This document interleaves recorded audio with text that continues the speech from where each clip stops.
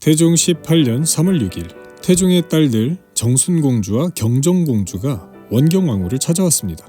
딸들이 엄마를 찾아온 건데요. 이 자리에 태종도 같이 있었습니다. 그중 경정공주가 말하길 세자전에서 유모를 구해달라기에 부득이 유모를 구해보냈습니다. 이게 무슨 말이냐? 누구의 아이가 태어났느냐? 어리의 아이입니다.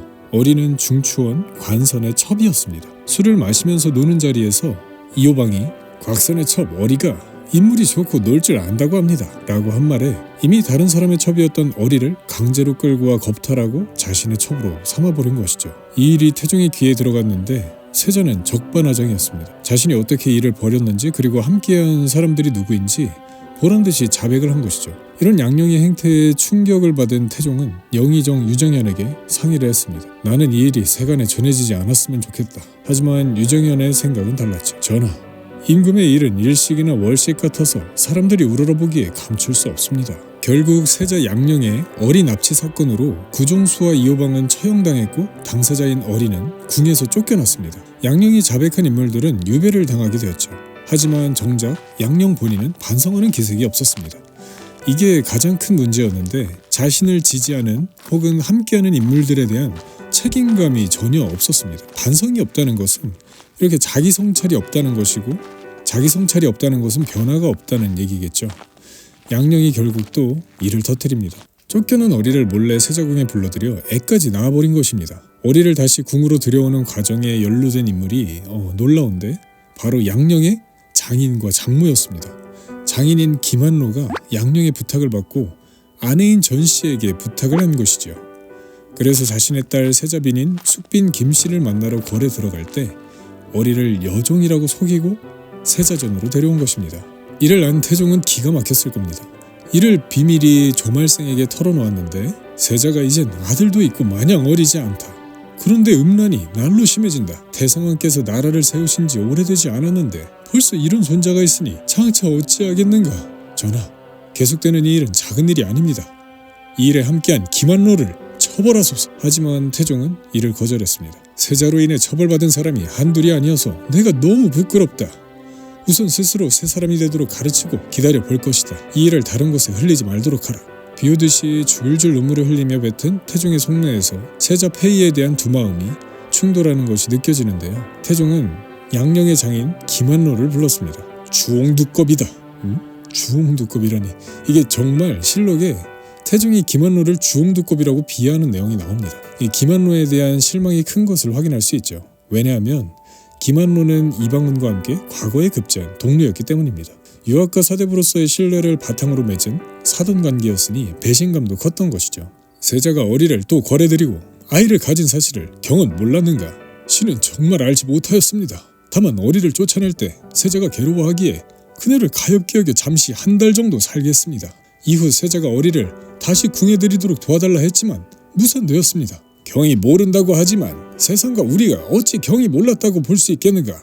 김한로의 거짓이 드러났으니 청컨대 의금부에 내려 국문하소서. 하지만 태종은 더 상황을 지켜보자고 했죠. 그런데 이 과정에 양령이 나섭니다. 전하의 신하는 다 궁중에 들이는데 어리는 왜 내보내고자 하십니까? 이 첩 하나를 금하다가 얻는 것보다 잃는 것이 더 많을 것입니다. 아버지는 시녀를 궁으로 들이면서 왜 자신은 문제를 삼는 내용입니다.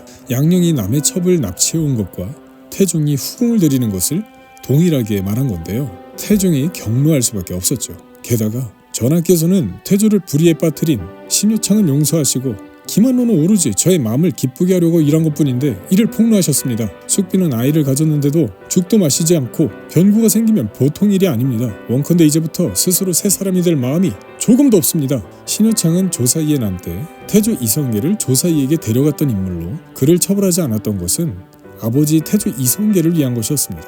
그런데 이것을 꼬집은 것이죠.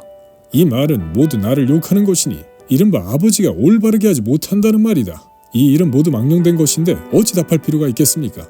다만 의로 꾸짖는 것이 좋겠습니다. 세자가 여러 날 동안 불효했지만 집안의 부끄러움을 바깥에 드러낼 수 없어서 항상 잘못을 덮었다. 오직 그 잘못을 스스로 깨달아 뉘우치기만을 바랐는데 이제 도리어 원망하며 싫어함이 이 지경에 이르렀으니 내가 어찌 감히 숨기겠는가. 이젠 정말 끝자락에 다다른 것인데요. 태종은 세자에게 하교하는 글을 보냈습니다. 그리고 이 글을 양령을 가르치는 서영관들과 함께 들으라고 명령했죠. 스승들과 함께 듣고 네가 잘한 것이 있는지 따져봐라 라고 하는 것이었습니다.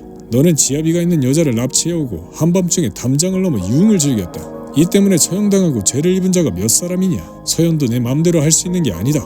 날마다 참석해 착한 말을 구해 듣도록 하라. 이제 태종의 마음이 정해졌습니다. 장남에게 왕위를 물려주고 싶었지만 세자는 그것이 마지막 기회인 줄 몰랐죠. 결국 태종 18년 6월 2일 조말생과 이명덕 등이 전지를 내렸습니다. 세자 이제가 간신의 말을 듣고 함부로 여색을 탐해 혼란스럽게 했으며 불의를 자행했다. 훗날 생살여탈의 권력을 마음대로 하게 된다면 형세를 예측하기 어려우니 여러 재상들의 일을 자세히 살펴서 나라에서 바르게 시행하는 것이 마땅하다. 세자를 폐위시키겠다는 내용이었습니다. 이에 대해 대부분 신료들이 동의상소를 올렸죠. 세자는 일찍이 허물을 뉘우치고 반성하지 않았습니다. 도리어 원망하고 오만하게 상서하였습니다. 전하께서 결단하시어 세자를 폐하여 외방으로 내치시길 청합니다. 한편 사관원에서는 세자가 허물을 뉘우치고 반성한 후에야 복귀하도록 하소서 라며 반성을 전제로 한 복권을 이야기했지만 이미 때는 늦었습니다. 이미 태종의 마음은 양령에게서 떠났고 대부분의 신료들도 그동안의 비행을 관망할 수 없다고 판단했습니다. 세자가 있었는데 없어졌다니 그 자리에 누군가를 세워야겠죠. 태종에겐 아직 2명의 아들이 남아 있었습니다.